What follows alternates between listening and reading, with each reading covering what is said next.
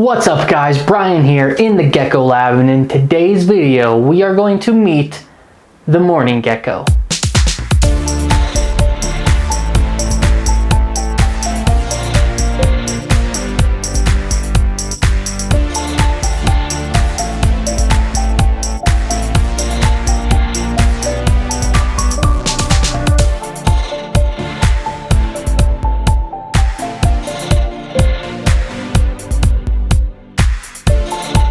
Well, thank you all once again for joining me today. Like I said, on today's video, we are going to meet the Mourning gecko.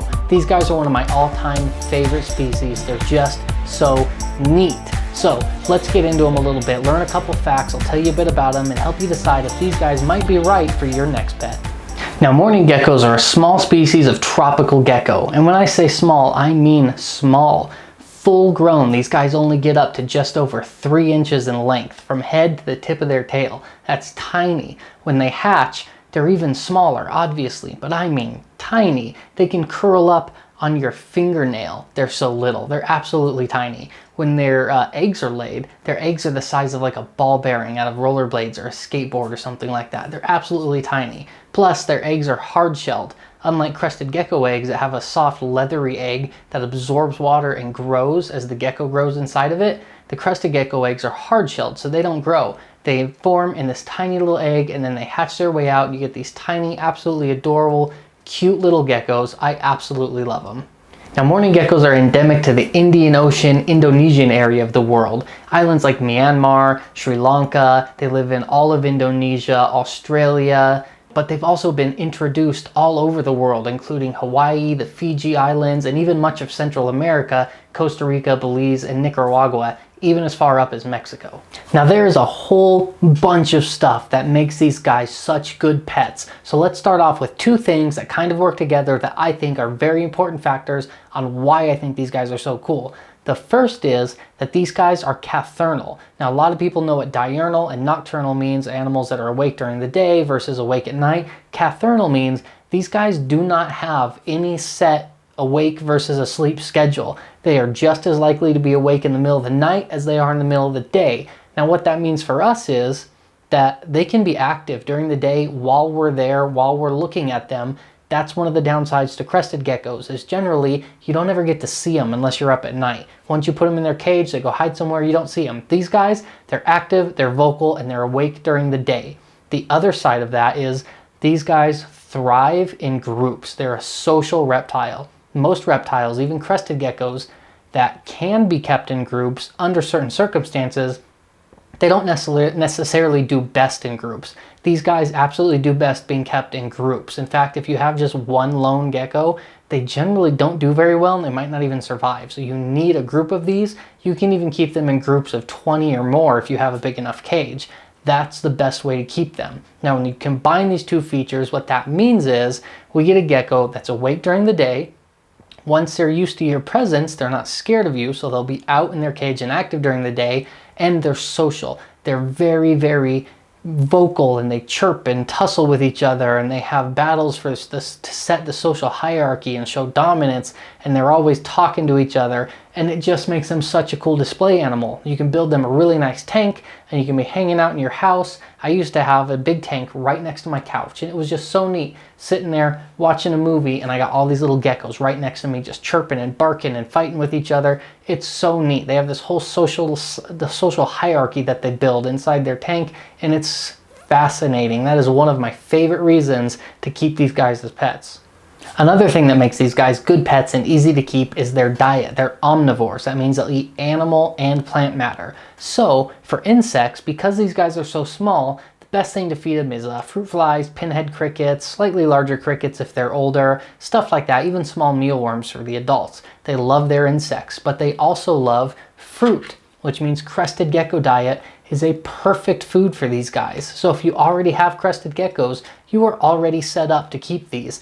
They can and do thrive on just crested gecko diet, especially if you get a diet with insects included. They can also eat live insects. Like I said, they can eat just about anything. So that makes them so easy to keep, and it means a lot of people are already set up and ready to keep these guys. Now that brings us to the last reason these guys are such good pets, so prolific, and we see them so often, in the pet trade industry, and that is because they're parthenogenic.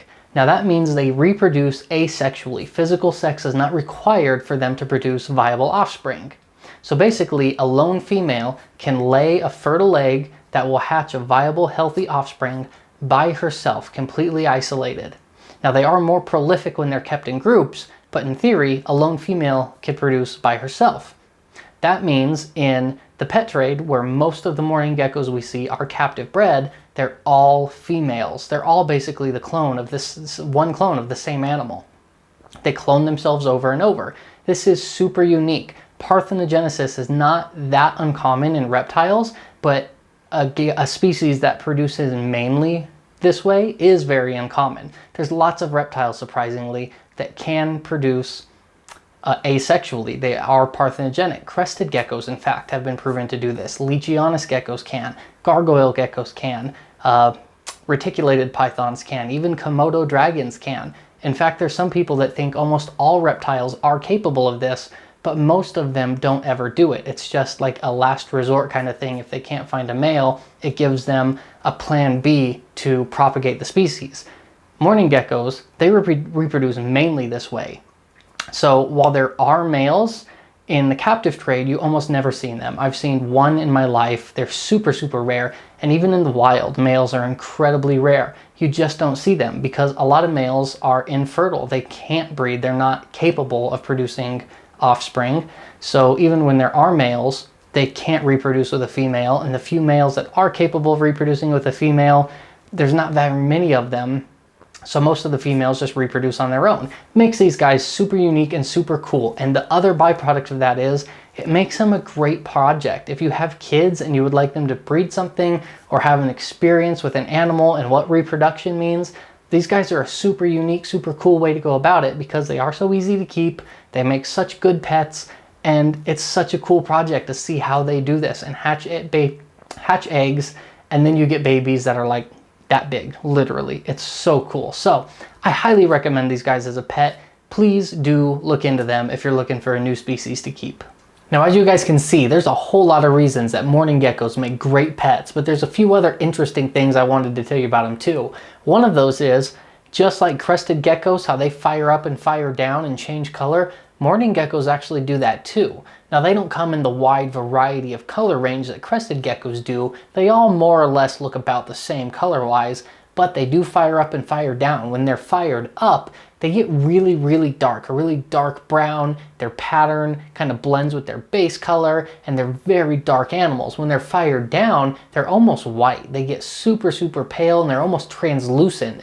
Even on their stomach, you can actually see their organs, and if they're gravid, their eggs inside their stomach, if they're on the piece of glass, and you can see their bottom side. So really interesting that they fire up and fire down, similar to crested geckos. And the other thing I wanted to let you guys know is mourning geckos can live up to 10 years. Even though they're a really small gecko, despite their small size, they can live quite a long time. 10, I've even heard 12 years is not unheard of. So these guys can last quite a while, which I think is really interesting. Well, everybody, there you have it. That is the mourning gecko. I hope you enjoyed this video. If you are already familiar with these guys, I hope you liked it. Maybe you learned something new. If you didn't know about these guys yet, I highly encourage you to look into them. If you're looking for another pet, check these guys out. I used to have hundreds of these at one point. I scaled that project back a whole lot. When I got down to about half a dozen or so, I had that for about a year, and then I really started to miss them. So I recently ordered 50 babies, and I've had them for about 4 months now, so they're growing real nice. I've got a whole big old couple groups of these guys, and I am going to start producing more, obviously. I will have some for sale eventually at altitudeexotics.com. So if you're looking for them, you can check there. If I don't have any for sale, they're not too hard to find. Check your local reptile stores, check your local reptile expos, and check online reptile marketplaces. You'll be able to find some. They're great animals. Don't forget, you'll need a couple of them, so get 2 or 3 of them to start with. I really appreciate you guys watching. Thank you very much. Also, don't forget to click the link down below. I just published a crested gecko's on the brain, obviously, a mourning gecko care guide. So you can check that out. They're very similar to crested geckos, so they're not hard to keep at all. You're probably already ready to keep them, but I got a full care guide. Check the link in the description for that video. Otherwise, Thank you guys so much. Brian Butler, altitudeexotics.com, facebook.com/AEGeckos. Same goes for Instagram. We'll see you soon.